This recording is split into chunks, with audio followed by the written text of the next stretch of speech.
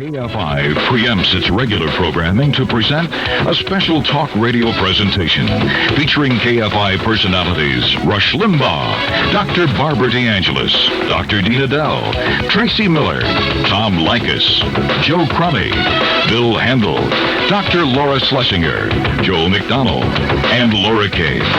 It's talk radio like you've never heard before. We call it the Meeting of the Mouths.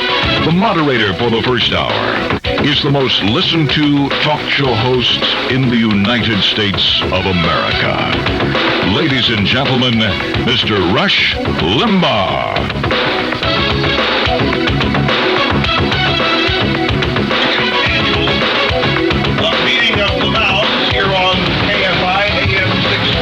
We're figuring out how to turn on the microphones here. I think this microphone is on. I don't think Rush's microphone. You want me to come over and hold it up to you here, Rush? Go ahead and do it, yes.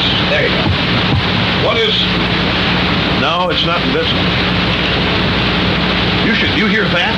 Yeah, I hear Sounds like static. they've gone to the beach. Look at this. This is amazing. Maybe we can get Bob Grant to fill in for a while. Anyway, there we go. We do have a lot of noise on the line, however, but we will persevere. This is the second annual Meeting of the Mouths on KFI, AM 640, from now until 10 o'clock tonight. Now, last year, there were some things that we did that, as is inaugural effort, that may change this year. I remember specifically, you people are going to have to correct me if I'm wrong about this, but I remember last year that we were told unequivocally, without question, don't take phone calls. Right? You remember that? Right. Now we're told to take phone calls. If we want to. We have the option. Well. Tom Leykis is here saying, The calls are rotten on these things. They're notoriously rotten. I said this last year, and I'll say it again. They're rotten. Well, that's a prevailing point of view on many talk shows, regardless whether there are four hosts or one. Your microphone's not on either. No. We're still playing around with this. We've only been doing radio since 1920 in America, and that one's working. This one working. It is that one is working. Dr. Barbara DeAngelis is here, along with Dr. Laura Schlessinger. And by the way, thank you for the correct pronunciation of your name. I've been pronouncing it wrong all along, and nobody endeavored to tell me. Later on, Joe Crummy is supposed to be here, right? No, he's supposed to be here now. Supposed to be here, but he's not. He's not. We don't know where he is. Doesn't matter. We don't need him. It's two men. It's two women. Dr. DeAngelis, Dr. Schlessinger, myself, Rush Limbaugh, and of course Tom Leykis. Who, just to give you the visual layout, we're here. We've got it pretty cold in here, in deference to me, and I thank everybody for that. I wore my jacket for that. You are wearing your nice jacket, and we have. There come the waves again. Yes. It's like the Beach Boys are going to show up. That's our new format. We're going to be the Wave AM. We also have Tom roaming on a wireless mic the entire studio so that he cannot be pinned down any specific place. Coming up on 10 minutes after 12 noon, again, Meeting of the Mouths from now until 10 o'clock tonight. And each a host or moderator can introduce any subject matter that he or she wishes to introduce for the topic of discussion. Now, Barbara, I want to ask you a question. This is going to be delayed to start. You remember the game you had us all do last year? When you? I do. I don't remember the game. What were the three? Was it three things we were supposed to write down? Do you want to play again? Is that what you're saying? Well, no, we already played it once. I just want to play with other people. You know that people all year long stop me and not only ask me about the game, but they want me to reinterpret everybody's answers. The game, no, this microphone's not working. Right. This one is working. Is this working? That's working. That was working. It sounds like it's working. Yeah. This is radio broadcasting at its No, best. that's not working now. This is not. Oh, Barbara here. All right. Thank you. Oh, okay. Thank you very much. Barbara has enough microphones in front of her. It looks like a press conference now. This is great. What I'd like to say is I have no comment. The game was to use three adjectives to describe different things. What was it? Yeah, that was one was three adjectives to describe a color. Yes. I hope I'm remembering this correctly. Three adjectives to describe darkness. Darkness, yes. Three adjectives to describe water. Water, that's and the one. And three adjectives, water. That was your favorite, remember? That was. I said sex. No, I said drowning. No, but that is your attitude towards sex. You said drowning. Yes, I know what you said. You said drowning, thirsty, and cool. Yeah. Which we got a lot of mileage out of them. Yeah, you did. That's right. Okay, that's the one I couldn't remember as water. Okay, yeah. good. But see, it's significant that you forgot that one, don't you think? No. Oh, all right. Not significant at all. Maybe it's changed. Maybe I'd love to hear about it. Well, I'm sure we will during your hour. You're not thirsty anymore, in other words. Well, see, I didn't know. Well, I know, but that's the idea. That's why I wouldn't say that I am. I'm happy to hear that. Look, something that. Well, if you brought it up. You brought it up. I was not going to bring it up. Right. You weren't, so that's why I did. I'm not going to bring it up. I'm willing to totally defer to your segment. No, when is your segment anyway? This is it. No, it's in the next hour. But do you know what's happening right now? What? Is somebody knocking? Do you know what's happening right now? There are thousands and thousands of people who listen to me every day who've never heard you. They've heard about you, but they've never heard you. Why is that? Well, we could discuss why women don't particularly listen to your show when you call them things like feminazis and things like that. I don't call all women feminazis. By the way, Tracy Miller has stepped in. And I feel unusual here because I'm not a doctor. I mean, I'm sitting here with the dueling doctors here, Dr. Laura, Dr. Barbara. I'm thinking, gee, I am a woman, but I'm not a doctor here. So, well, I'm not. Where do I fit in the scheme of things? You just squeeze in there. You're a mother. That can be close enough. I'm a mom. Squeeze in there, and you will fit. Okay. Barbara, to prove your point, then you would have to say that women tuning in, expecting to hear your show today, say, "I don't know where we're going to do the meeting of the mouths," hearing you go, he's still and tune out, right? Are any of these microphones working? No, mine are not working. Now none of them are. Here, take mine. Come here, Tom. How can this be? How can it be working 3 seconds ago? No, we changed. Now, wait, now this one's not working. Yeah, it is. It is? No, it's low, but it's there. It is working. All right. I hope women don't tune out because that's right. Because you know that I am not what they think I am. You know I'm not. I don't know. I would love to discover that today. What I do say, and I will always tell you this. Yes. I always tell people that you are one of the best broadcasters around. I know you say you are the best, but I don't say that about anybody. But you are an incredible broadcaster. I respect you tremendously. Thank you. However, when I listen to your show, I disagree with everything you say. So? But aside from that... I was listening to your show the other day, talking about erections. I think, my God, what are we doing in America? I mean, no wonder sexual values are going in What are we toilet. doing? I mean, but I still listen. Call me up. I still listen. Wait a minute. My 13-year-old doesn't know what to do about his erection. Can you help me, Dr. DeAngelis? Whoa, I'm trying to eat my Carl's Jr. burger now, out there. Let me ask you a question. If you had a child and they had a sexual problem, would you just ignore it because you were embarrassed? No, I'd go to the doctor about it or ask my husband, but I certainly wouldn't call a radio show and broadcast it all over something. But that's why the show is so popular. Yes. But the point is, I am not condemning you. I'm simply saying I listen to your show too, disagree with it, but it doesn't matter. But I don't hate you. You see, I don't hate you. But women seem to have this idea that I am cutthroat, mean, insensitive, boorish, and all that kind of stuff. But I heard. But you know what? What? First of all right. Since you're going to do this now, I was going to wait an hour. Rush. Why did you insist? Women had to send you their pictures in order to get on the air. That is so sexist. It would be like saying a man had to send a financial statement. Or his measurements in order to get on the air. But you did it with women. You were getting pictures of women from all over the country. I'll 120 pounds. I'll explain this when we come back. In the minute after this, we have to go check the KFI. Do we still call it Eye in the Sky? Mark Dennis with a traffic update. All right, here, Rush will be in the traffic center for the rest of the afternoon. First of all, we have a problem in Long Beach. It sounds like near Conant and Clark, a chemical spill, so we have... Okay, kids, we're back. The meeting of the mouths, KFI, AM 640, more stimulating talk radio. My name is Rush Limbaugh. I am host for this stimulating hour. Dr. Barbara DeAngelis to my left, directly in front, Dr. Laura Schlessinger. Here is Tracy Miller working on her PhD. And Tom Leykis is roaming around the studio. I'm in a cranky mood today. Why? Oh. Well, the truth came out today, and I was really upset about it. What truth? Well, there'd been a rumor of it. It finally was revealed today. Which was? Milli Vanilli did not sing on their record. I am devastated. You need to be a guest on the Arsenio Hall show.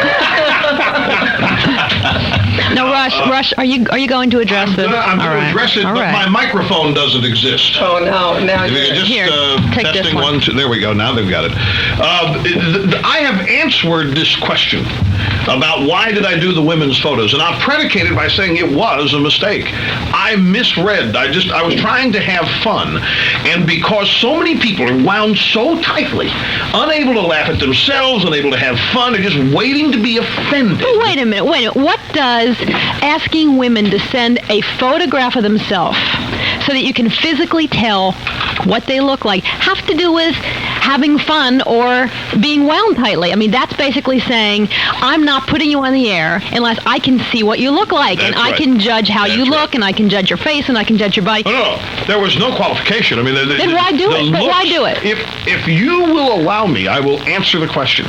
Because of you have said at the beginning of the program that there are people hearing me today for the first time. You meant women because they don't like me, they don't listen. And a lot of people think women don't listen, and a lot of people think that women hate my guts.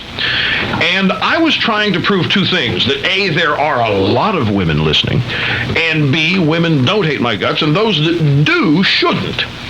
And what I wanted to do was find some way to stimulate female response in an issue-oriented program without having to resort to discussing dating or whatever other type of show that women are comfortable in calling. But couldn't you have asked for letters from women, or a story about something, or their favorite quote, or why their picture?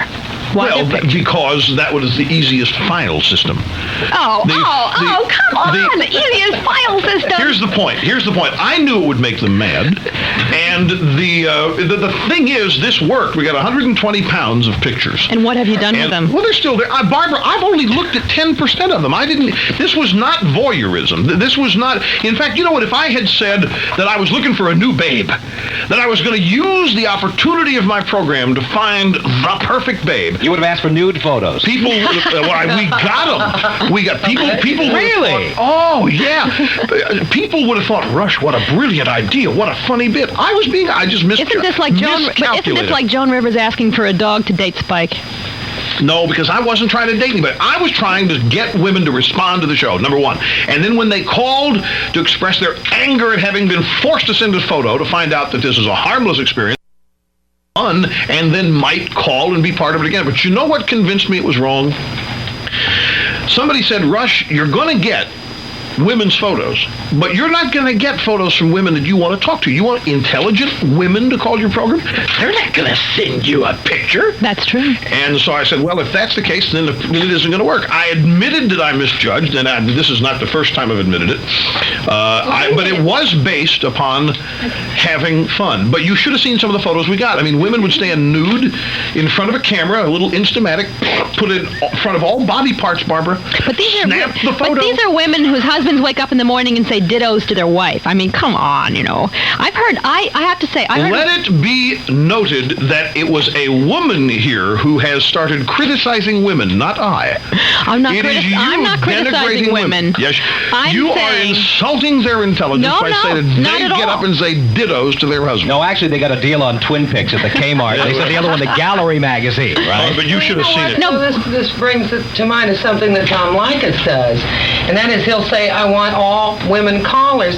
And the sad part about it is, from all the times I worked with you, Tom, and I've listened to your show, the sad part about it is when you've got a real meaty, controversial topic, we don't hear from a lot of women. That's right. And, we have nothing to do with that, Barbara. I mean, it's not anybody's fault. It's just the fact that it seems that most women do not want to call a talk show when the issue is highly controversial. Well, now remember, we dealt with this issue of women not calling in on an issue-oriented talk show, and I did an hour and asked, why won't women call in? And they called in and said, well, we're busy, we're raising kids, we're super moms, we're at work, we're driving, we're shopping, we're this, we're that.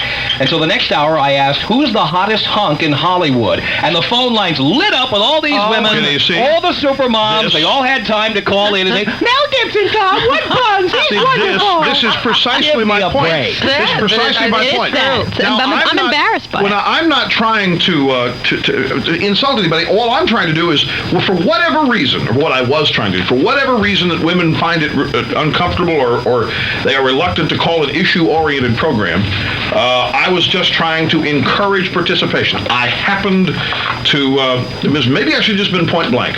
hey, ladies, we'd like to hear from you. Just ask. I would love, I heard one woman call your show who told you, and she gave a list of why women interpreted you as someone who did not respect women. And she had good points. I would love to see you, because I listen to your show, I would love to see you invite women who disagree with you or think you're anti-feminist to call and talk about it. I'll do it tomorrow. I would love it. And I will listen to it. I'll do it tomorrow, because we do this on occasion. People who disagree in general, or women and specifically who disagree. But it was something that I was trying to change and correct, because I think it's an unfair accusation. In the first place, I think ratings and the results and the analysis and so forth indicate there's a sizable percentage of women. But listen, feminazi, I think, applies to maybe 12 women in America. I list the names but for you. But you use it all the time. You'll say, here comes the update on the feminazis, and you see a woman... But it's an update on those 12 feminazis. Oh, those 12 women? I don't say all women are feminazis, and I never have. No, I'm but always you very use that term. You use that term, I bet, almost every day. So? If you're talking Do you use anal retentive every day? No, I never use anal retentive. You know? Well, I'll bet you there's a compliment to feminazi that you use every day. But the thing is, I can't be governed by if it really aggravates people to that degree, because I know what I'm saying. And if I've explained it time and time again and they still refuse to believe my explanation, that's something I have no control over. But if you're talking about 12 women in America, why would you refer to them every single day?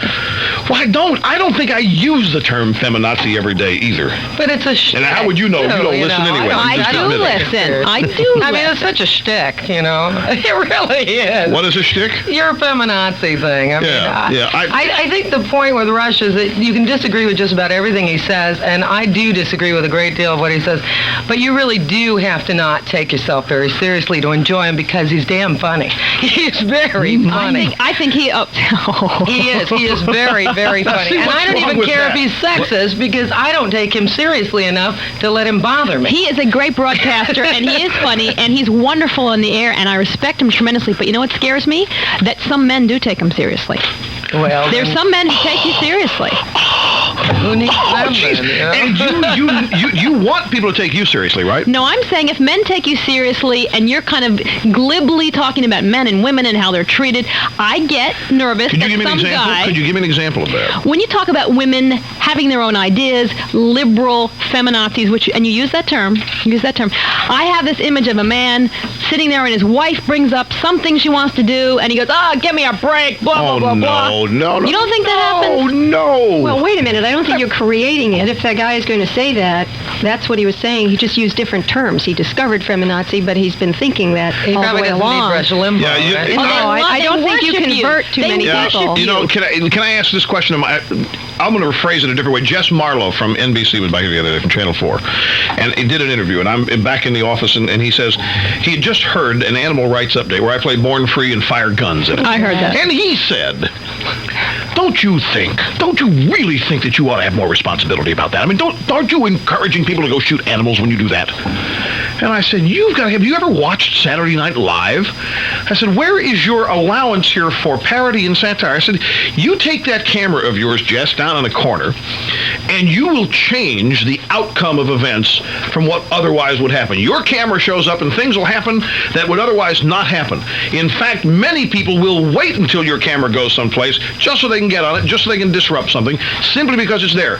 Now, will you accept responsibility for that? Well, no, of course we can't. We're in pursuit of the truth, and then we've got to do our jobs. Well, Jess, if you won't accept responsibility for the results of your presence on the scene of a news story, why should I accept responsibility? How come it's just up to me to accept this responsibility? Is it because I'm conservative and you disagree with my policies and you think I'm dangerous and you're in pursuit of the truth and so forth? Is there some difference here? And your question is basically the same. These men might be listening to him. Hey, what if I'm right? America could be better off. Ooh, I'm not going to touch that one. It's time to go home, folks. You couldn't resist that, could you? That well, one. but you get my point. Well, let's not go that far. I think that anybody... Who's doing that? Tighter. Oh, boy, here we go again. Who's rubbing the shoulders? Did I give permission for this? This is... Did I send these signals out? If you turn around, you'll see who it is. It's a guy! It's a guy! Doesn't matter. It felt great. It's just a little shoulder massage, my friends. Friendly 12:30. gesture. This is Meeting of the Mouths. I'm Rush Limbaugh. With us, Tom Leykis, Dr. Barbara DeAngelis, Dr. Laura Schlessinger, and Tracy Miller. It's 12:30 now. News headline time. Terry Ray Elmer in the KFI News Center. Hi, big guy. Hi, T. Ray. Los Angeles jury has awarded 3 former Lockheed workers more than...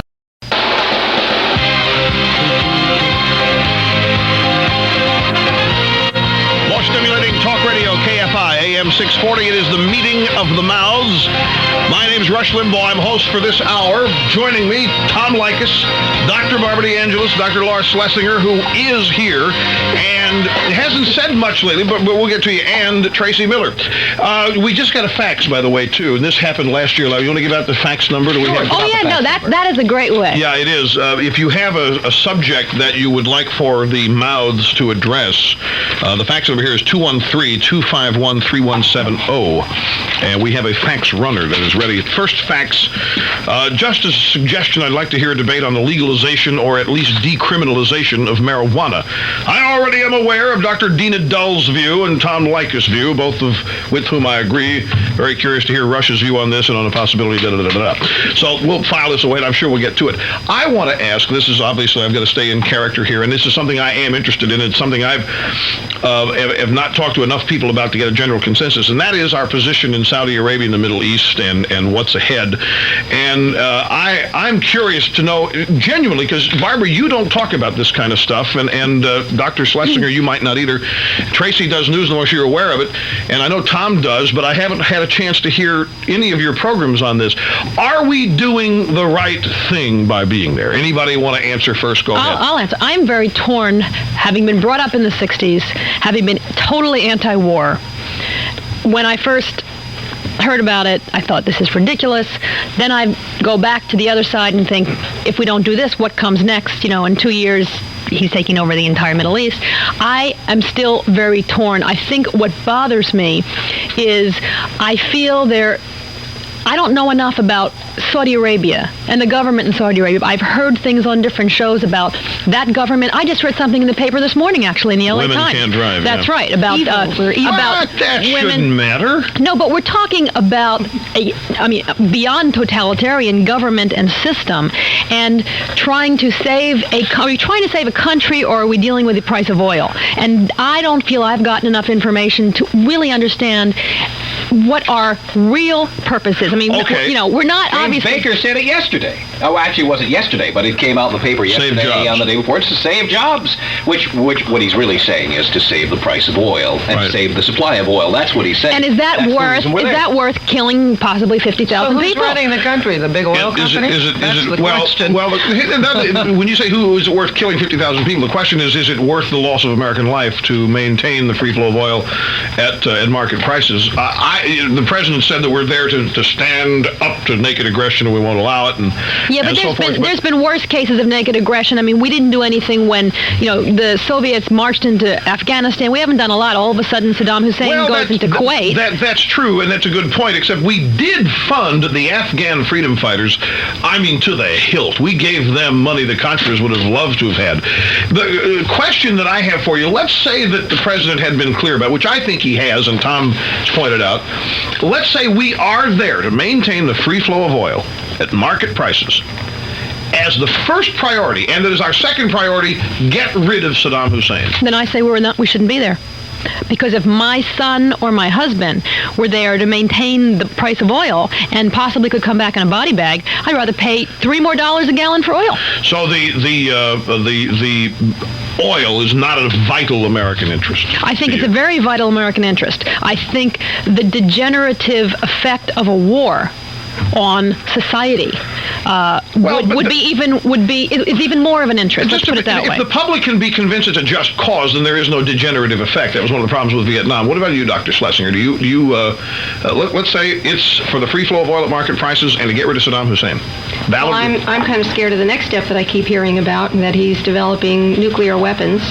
And I don't think, like the major powers, he has demonstrated any sense of responsibility about that, or broader broader scope of humanity, and so he scares the hell out of me. So I'm past the oil into worrying about him decimating the world. That aspect of his life is going to have to be dealt with at some point. I agree with that, but let's say there was a war. Let's say it lasted 6 weeks or 4 weeks, like this guy said last night on Nightline. Mm-hmm. Let's say there's 50,000 troops. We lose, but we, quote, win the war, which means he gets out of Kuwait.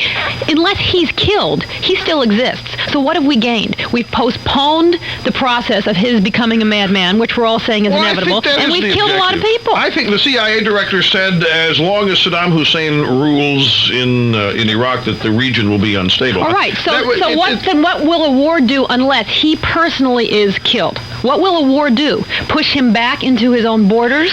Well, there are a number of answers to that, in my opinion. I think, for example, that we have made this commitment now to protecting the free flow of oil, and I think that's crucial. I think that is a vital American interest, and I think, by the way, that it's being undersold as how important it is, and not just the United States economy, but the nations of the world are mutually linked in an economic sense by oil. Oil is something that you can't have any aspect of life not affected if the supply of oil, even the threat. Look at the oil price. The supply, nothing has happened to the supply of oil. In fact, we got a glut. But what's driven the price up is the fear everybody has that the supply might be curtailed. So people have been buying it left and right and stockpiling it, which is causing the price now to fluctuate downward. So I think it's crucial. Oil alone, it would be enough for me to go there. It is crucial to the whole world. However, who has 300,000 troops there? We do. Well, so we're talking, I mean, if the whole world were sending the troops and the amount of forces that we have, that would be different. That's a whole other issue. No, it's not. I think it's a valid point that people bring up, and I like to deal with it, because the United States is, whether people want to admit this or not, and this has been a long argument that people have had really since the 60s, and it's been focused. We are the leaders of the free world, and people get confused. Well, does that mean we're the policemen of the world? I don't know if it means that, but we are the leaders of the free world, and there's no other nation on earth that could do this.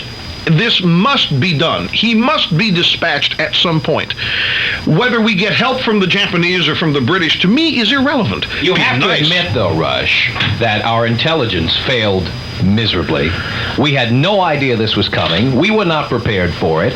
And you would think that if the Bush administration had learned anything in the last 10 years, they learned the American people would support a very brief interloping into a country. Grenada, Panama. The American people would accept that, even accept all the other things that go with it. No press coverage, all the other stuff that the press considers controversial. The American people would accept it. What you see now, as this thing drags on, is that American support for war is going down, down, down. And you always does. You knew damn well, and you knew damn well there wasn't going to be a body bag before Election Day.